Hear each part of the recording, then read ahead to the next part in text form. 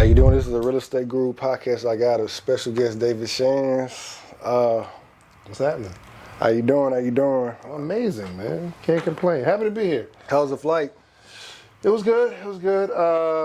Short. I don't know why I thought it landed to Houston was longer. It was like an hour, huh? About an hour and a half. Yeah, it was cool, man. So I'm just ready to eat Houston food. That's it.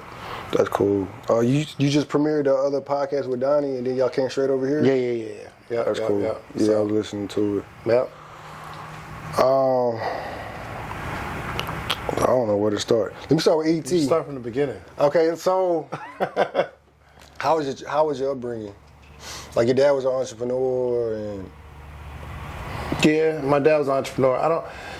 I guess he made enough for us to have a house. And but it was always up and down. So, lights got cut off, water off, things of that nature. So, as an entrepreneur, you have good months and bad months and, things of that nature. But for the most part, my dad just instilled in me to go after it. Like you don't quit, you don't give up, you just go after it. And I kind of took it in a different context because I'm like, all right, well, I'm always going to keep trying entrepreneurship, but I kept quitting different areas of entrepreneurship. Like I'll try something, then quit, try something, quit, try something, quit. And in my head, I equate that to, well, I'm just going to keep going. Like I'm never going to quit. But in reality, I am quitting on the different things. So some people start a podcast and they'll quit because they don't see the fruit of it and try something else. Yes, you're not quitting on becoming successful, but you're like a miniature quitter along the way. So once I decided to lock in on something, it worked. I know how that feels. Yeah, man. I learned that from my dad. So you got a couple of brothers? One brother, one half brother. Okay. Yeah, my brother, he's in HVAC, so he does like heating and air. But he actually just got his certification to run his own business. So I'm proud of him for that. Like what's the goal is? Are you trying to put like your whole family down? Like have them like working for you? Like No. No. My mom, she's good. I want to have her work for me. She just, I take care of my mom. My brother, he just on his own path. When he said he wanted to be an entrepreneur, I'm like, great. He didn't ask me for nothing. He didn't. Can I ask you no questions? He asked me, no, not really. He asked me for like a logo designer. Oh, for real? Yeah, he never really asked me questions. He's my older brother too, so. Are y'all close? Yeah. For real? But I don't know. He never really asked me for, hey man, what should I do with this? And he'll ask me like, yo, I got 3 logos. Which one do you think? And I'll just tell him, but. He was your best man at your wedding? Brandon, he was the best man of my life. Oh, for real? Doug was too. Doug and. It was me and Doug. Yeah. Oh, she had Brandon 2? yeah. Oh, for real? Did I? Both of y'all? Yeah, that's about right. Oh, that's cool. All right. So you couldn't decide? I love them both. That's my brother, and that's my brother. He just happened to not come from the same parents, but we've been through so much. So, That's what's yeah, up. man. Where y'all met at? High school. For real? Yeah. We met in class, and then after class, we slapboxed. Y'all slapbox? I gave that man that work, and he was like, yo, I can't beat him, join him. He's like, yo, I now want to be your best friend. He said, I never want to be on the other side of this. No, but yeah, we was just super cool. That was his first year in Georgia, my first year. He's from New York, I'm from Jersey. And we was just talking about slapboxing, and it just became who do you think you're talking to? And we just slapboxed after class. It was crazy. And we best friends ever since. That's dope. Yeah, man. Where'd you and your wife meet? Online. Oh, for real? Yeah, Oh, for real? dating app. Yep. She swiped left or right. I swiped left or right. Oh, so it was on Tinder? It was on Tinder, actually. Oh, for real? But here's the crazy. You judging me, fam. I see you. Chill. So, neither one of us think of, like when you hear a Tinder, you think, wow, people out there getting popping. But I didn't know. Yeah. I heard about it. I was married by then, so that was like, I got married in 2017, so that was before my time. Oh, yeah, for sure. Listen, we actually met in 2016, 2017. Oh, y'all met in 2017? Yeah. So we got married a few months later. So you just knew she was the one? Yeah. Off that swipe? Yeah. But here's the thing, because I got to clear my name. I wasn't. So there's one part. You wasn't fishing? When you say, like, there's a thing you want to hook up, right? Yeah. So I was actually looking, or not when I found my wife, but I look at the profile and they say, yo, I want to hook up. I'm like, oh, great, I want to hook up too. Oh, okay. But I'm thinking hookups like, yo, we go to lunch. You go to date, go on a date. That's not what hookup means. Yeah. I had no idea. So I'm on there like having conversations with people like, hey, yeah, so what are you into? Like, oh, what do you do for a living? We're having conversations. And then the conversation just dies. I'm like, dang, why you don't want to talk? But they definitely didn't want to talk. Oh. But me and my wife, we just hit it off. We're both new on the app or whatever. And we connected and it worked out. So how long y'all knew each other before y'all got married? 6 months. 6 months? Yeah. Just 6? Mm-hmm. Damn, that's what's 6 up. months. That's what's up. So you knew she was on for real? Yeah. I mean, we grown. It don't take all day to figure it out. Yeah. You know what I mean? But I've also seen people date for 10 years, then get married and get divorced in the same year. Yeah. When you find a connection with somebody, you go at it. That's awesome. That's awesome for real. Yeah. That's cool. So then y'all went to Jamaica? Yeah, recently. Yeah, that was cool. Jamaica was it was an eye opener to be grateful for what you have, because it's still a third world country, and people like hustling, they're not hustling necessarily for legacy. Not everybody, of course, but when you come across, like, they do not want us to.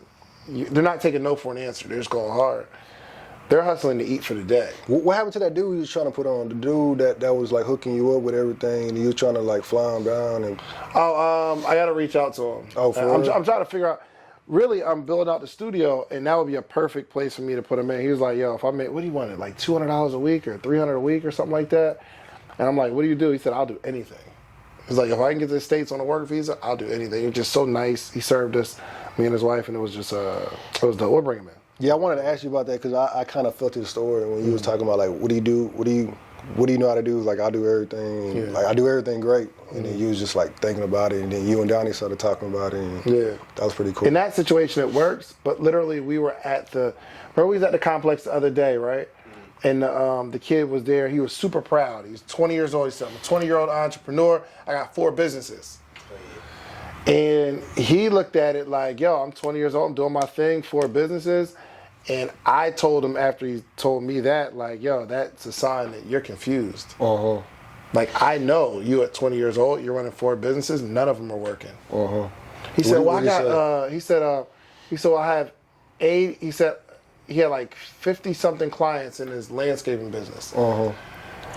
But it was over like a 4-year period. Like, bro, you got 50 clients in 4 years. Uh-huh. That's not successful. Uh-huh. But if he told me, yo, I'm an entrepreneur and this is what I do, I would take him more seriously. But people think when you say, yo, I got a bunch of businesses. Yeah, multiple businesses that you're really successful. In my head, you're confused. What do you think about like different streams of income? Like, say you got 7 streams of income, but it's like cash flow and you're just like taking the money and like, what do you think about that? I think multiple streams of income is cool, but for a beginner entrepreneur, you need to create multiple streams of income inside a stream of income. Okay, I see what you're saying. Instead of, I got a stream of income, real estate here, and I got a clothing line here, and I'm selling something else here, and that's multiple streams of income. Correct. But, bro, I got a podcast where I just focus on the podcast, and the podcast has like 25 streams of income. Correct. Yeah. So it's like I'm doubling down on one thing. I would rather have one big stream of income than 10 small streams of income, because it's hard to manage. But you can scale one thing if you're driving deep, and some people just say, yo, well, it's not as stable. What if that one doesn't work? Well, you're going into with the wrong mindset anyway. Oh, are you in like crypto? Yeah. A little bit of everything. A little bit of everything? Yeah. What stocks you in? I got Apple. Actually, I'll show you. Oh, that's cool. I got all recommendations. So I'm not like from Wall Street. Yeah, big chat. So I'll tell you that like my Coinbase. Oh, not Coinbase. Or well, I got Coinbase too. I got some. Are you in Doge? No, You're not in I Doge? came in too late. Oh, you came in too late? Yeah. No, I actually have. No, I Actually, think this is like the perfect time right now. It's like really low. It's like I'm not chasing none of that stuff Not anymore. for real. Because I'll get all hype and then I'll be late. and then it just doesn't work out. What's the Robinhood? That's right. Are you in Robinhood? Mm-hmm. I got Robinhood and TD Ameritrade. I don't like Robinhood. Why? They block you from buying it and selling sometimes. I don't know. I got Qualcomm, which is really dope. So look, I got Qualcomm. I'm gonna show you. So I got 28 shares of that, and that stock is up $2,000. It was up way more than that, but That was a trap play? yeah, Trap's only about Qualcomm. Beyond Meat was at like 140 something. Yeah, it's down still today. up. It was up $4,000 on this stock. Yeah, I got some. So I just close it. I gotta stop looking at it because I get emotional and it's the up and down and it gives me anxiety. Yeah, I do too. Yeah, I try to just close the app, especially Coinbase right now. I'm down. So like Texas A&M, like why you didn't finish? Because Alabama A&M. I'm sorry. Alabama That's all A&M. good. It happens. Terrible research. I didn't finish because I didn't want to be there in the first place. Do you want to finish? No. So like your mom is like not like nothing like that? Because usually people like they'll go back for their moms or something. She don't care now. At first, I was gonna go back. She don't care now. I got her a car. She ain't gonna worry about nothing. So she like, yo, whatever you doing, just keep doing that.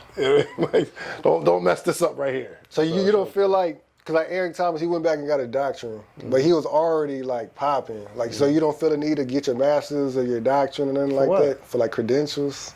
What am I gonna do with the credentials? The way he explained it was like, that's like a threshold, because I listened to a lot of his stuff. Like that, like I first started like on YouTube with Eric Thomas. Like, so I would get on YouTube, and I know y'all connected and stuff. Like, Yeah, he was for like your mentor. Yeah, for sure. So no. Okay, that's cool. That's his path. I mean, he I'm sure he had a good reason for him doing it, but I don't see the need. Me personally, I don't see the need to go back.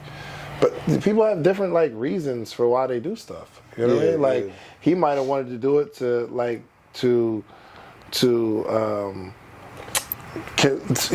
for himself, for his own internal saying, yo, I'm gonna start this thing, I'm gonna finish it, and it works out for him. You know what I mean? I hate school. I hate class. Yeah. I actually hate sitting down and learning. For real? Oh.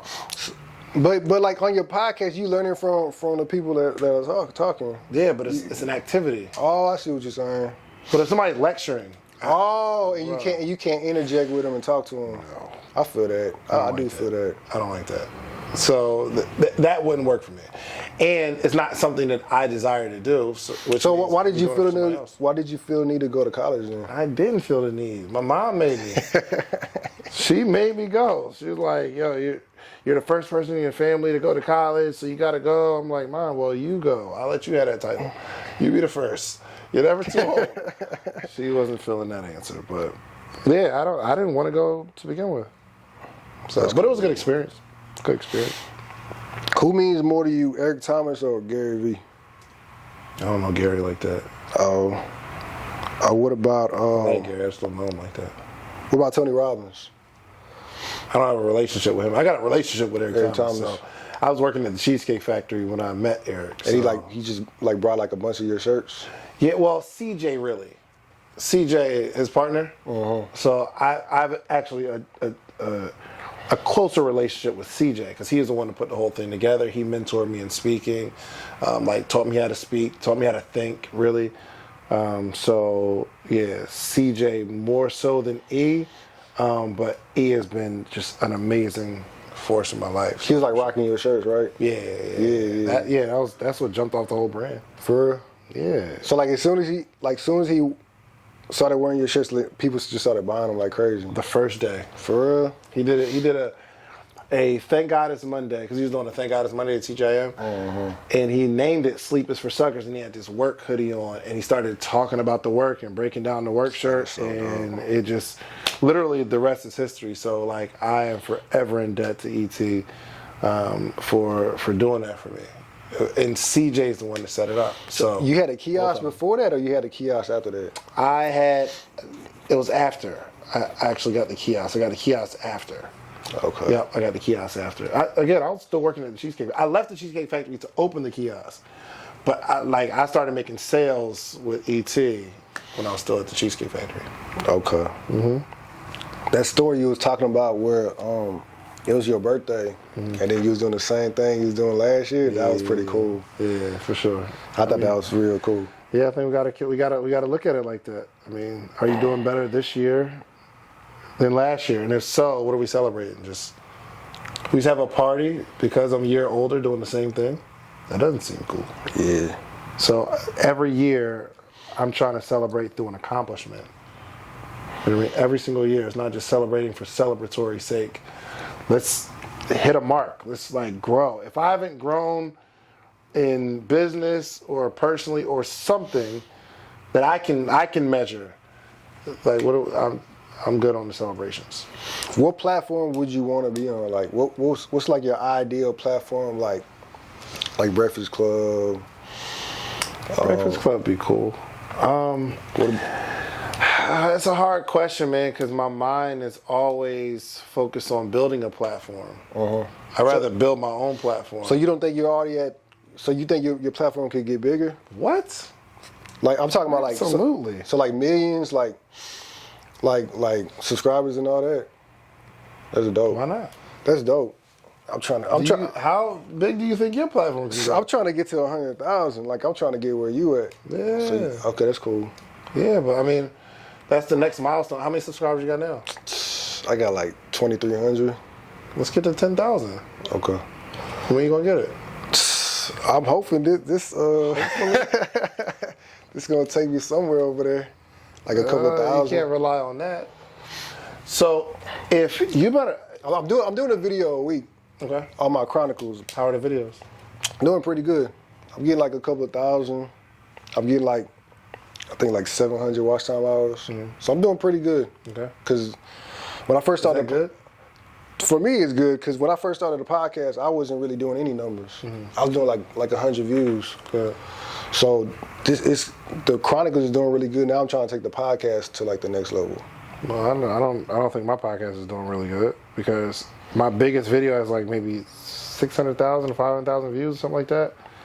But I was looking at $1 million worth of game. Their first week, they'll have 400,000 views. So good compared to what? They have a lot of rappers though. Yeah. They have like a lot of rappers, a lot of basketball players. Yeah, but shoot, I feel like I can get to that level, and I'm not gonna stop till I get there. Okay. So good. My definition of good is different. You know what I mean? So I want to get to good, which keeps me driving. But if I feel like I'm doing good, then I'm not gonna work that hard. Oh, I see what you're saying.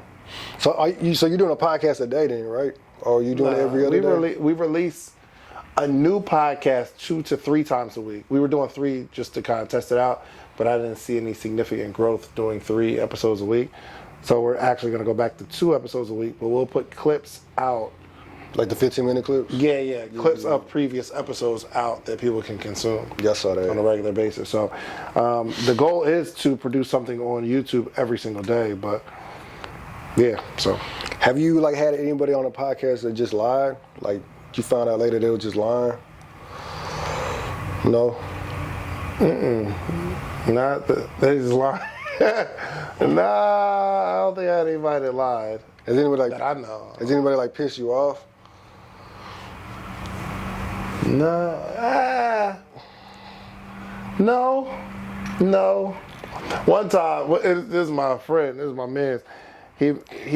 I said something, and he ain't like how I said it. He was like, yo, bro, let's start over. Take that out. Okay. And I know we don't take anything out, but that was my guy, so I was a little mad. But that's my boy, so. That's cool. I'm trying to think if I got any more questions. You got more questions? I think I'm almost done. You asked them all? I got more. You clearly don't have more, bro. You don't have more. Oh, gosh.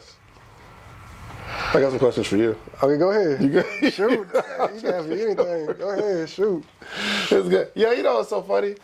You're gonna look back at this interview like from a year from now, you're gonna be like, yo, that was crazy. So where are you going? Where am I going? Yeah. Well, with what? With real estate? Your business. Yeah, your business. I'm trying to get by the end of the year, I'm trying to get 10 rentals. By next year, I'm trying to get like at least 20. Yeah. I wholesale like 2 properties I could have kept, but because lumber is so expensive. Oh yeah, it's crazy, bro. I'll show you this. I'll show you everything. Like half of the house, one house was burned down. It was just a slab, and the other house was halfway burned down. Like I was talking to the ladies, and it was like a chemical fire or something. And the house just literally like just blew up, and then it got into the other house. And so they sold it to you? They sold it to I wholesaled them. How much did they want? They wanted 40 for the slab. The slab. What was their insurance gonna pay for? They already got their insurance money and everything. Now they're just selling. One lady was just selling the slab, and the other lady was just selling half of the house and the slab. 40 each. Correct. I had each of the house under contract. I had this house under contract for 26. Oh, so 40 total for both of them. And then I had the other house under contract for 40. Oh, I see. I sold the house under contract for 40 for 60, and then I sold the other one for like 30. So I made 20, and then I made like 5 on the other one. Gotcha. I wanted to keep them though, but my wife was kind of like, you just need to wholesale them. Yeah. Because every time I do rentals, other expenses come up, and then like I'm thinking like 20, 30,000, but it's end up being like 40. Gotcha. And can you help me get a house out here in Houston? Yeah. That's the goal. Yeah, I want to get a property. That's the goal. A nice one that like we can Airbnb, but I want to show people like, hey, look, I just got David Shands a house. So like I want to show people. So you're gonna help me get a house? I'm gonna help you get a house. Yeah. The one you was telling me about, is it close to the city? That's a subject to house. It's like on the east side. It's probably like 20 minutes from here. Okay. But you could say Airbnb. Nice little neighborhood though? Yeah. And subject to pretty much means you taking over the payments. Right.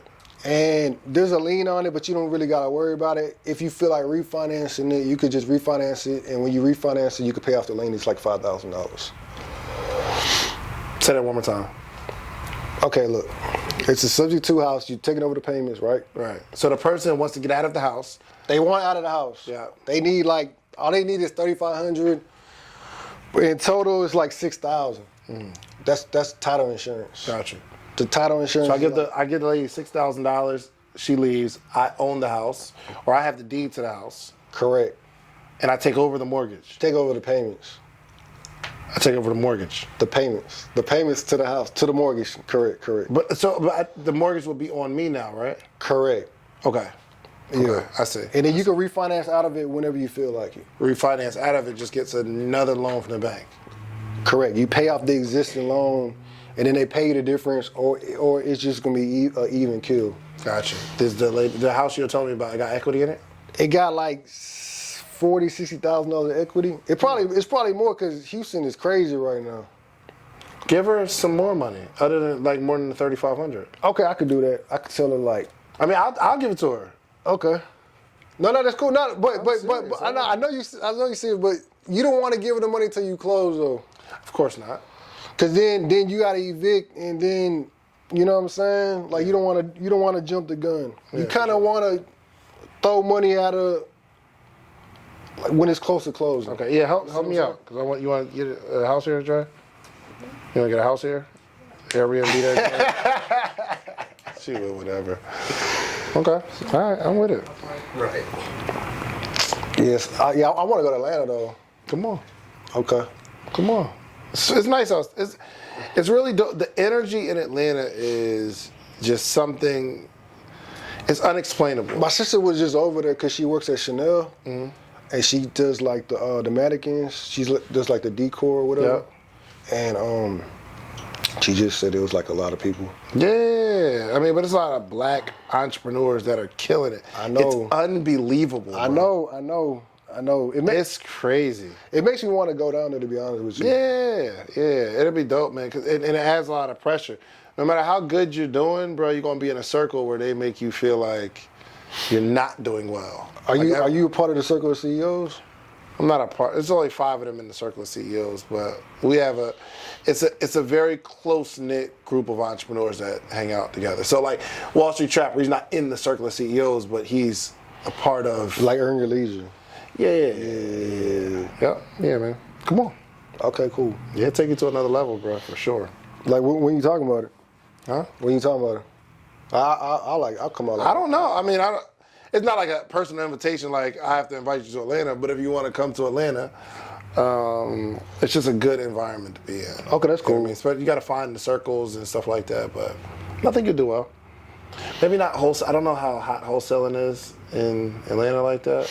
But I see, I don't really do wholesaling. I just did it because lumber prices are really expensive. I see. And then every time I do refinances, it's always added like contractors, like they kind of take the walls off and like, oh, you got this electrical problem. Oh, you got this plumbing issue. Oh, you got this roof leak. You see what I'm saying? Yeah. So you like do stuff in your mind. It don't matter how good you are. Like if you watch Flip or Flop, you see there's always like expenses. Yeah, for sure. I took an L. My first flip, I lost $15,000. You lost with Terica? No.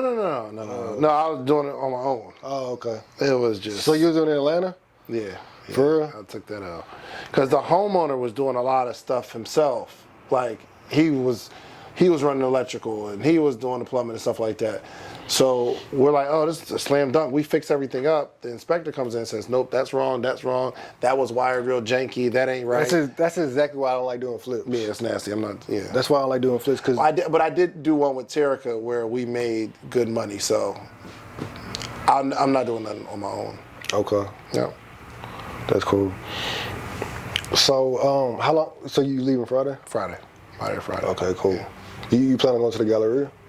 I don't even know what the gallery is. Is that where we're going? I want to go. Have you been to Shell Shack? Yeah, I No? never heard of them. Donnie said Shell Shack is where we need to go. Food? Shell Shack. It was, yes.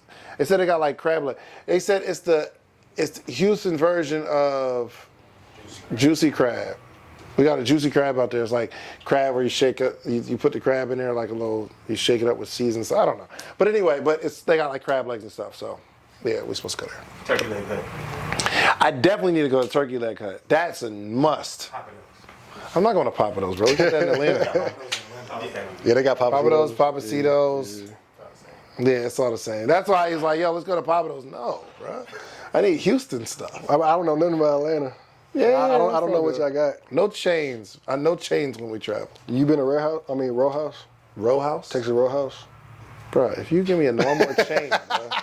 Not going to Texas Roadhouse. Don't ask me about Applebee's or Chili's. No, I'm not going to. None of that, bro. I love Texas Row House though. Man, they biscuits. Man. So, anything else you need? Any other questions? Nah, man, I'm good. Good. I'm good. Okay. So how do you typically close it out? All right, man. Bro, we're gonna do a coaching session on podcasting. We're gonna do a whole coaching session on podcasting, okay? Yo, for sure. I don't have my course out yet, but Man, I don't make sure he gets the course.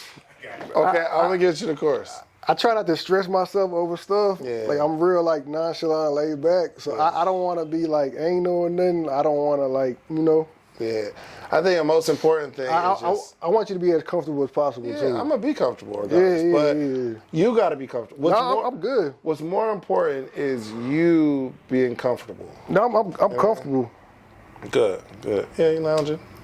You look good. Your posture, you look comfortable. Look. All right, man. How do you close it out? Man, that's it. Hey, y'all have a nice day.